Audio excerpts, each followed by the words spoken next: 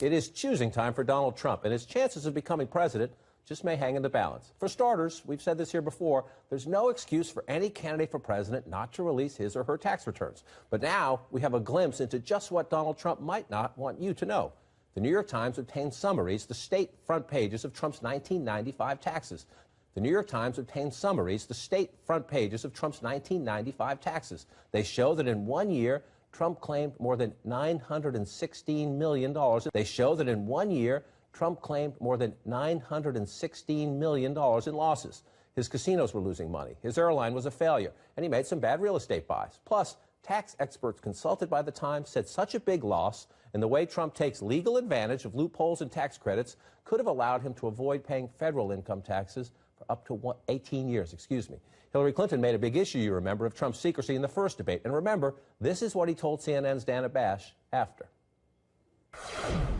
It sounds like you admitted that you hadn't paid federal taxes and that was smart. Is that what you meant to say? No, I didn't say that at all. I mean, if they say I didn't, I mean, it doesn't matter. I will say this. I hate the way our government spends our taxes.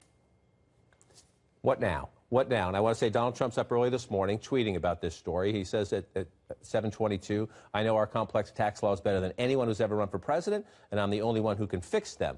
Does not give us any more information. Does not say the Times account is absolutely right. They found his old accountant who said, yep, those are them. Those are legit. You know, this is a debate a week from now, and we have between now and then the vice presidential candidates debate. The pressure on Trump to show us more, especially more recent, is going to be huge.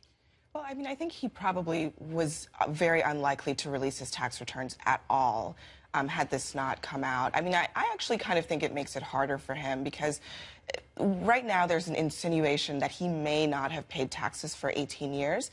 If he releases more documentation, we will know for sure, and it's likely to show that he didn't or potentially worse. So he's in a bind right now, and they're doing, I think, probably the best they can by spinning it as a case of him doing what's legally allowed to him.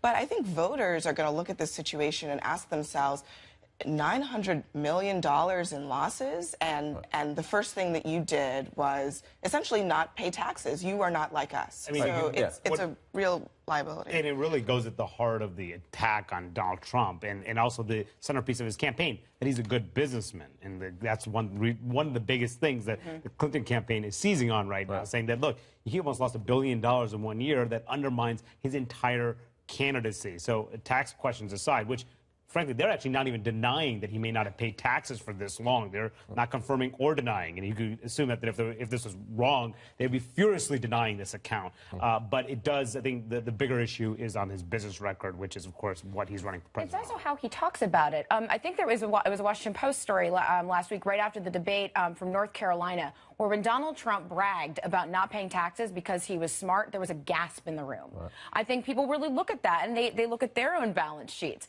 and it makes him less relatable, and it makes him look like he's getting away with something that average everyday Americans have to do every April, whether they like it or not. And there's a record of Trump. You know, just a year ago, he tweeted about how hedge fund managers pay almost nothing on their taxes, and they need to be held to account. So Trump now, you know, we know, was not paying taxes for a long period of time. And I agree. I mean, I think the business record is another thing that the Clinton campaign will seize upon. $1 billion is the GDP of some small countries, you know.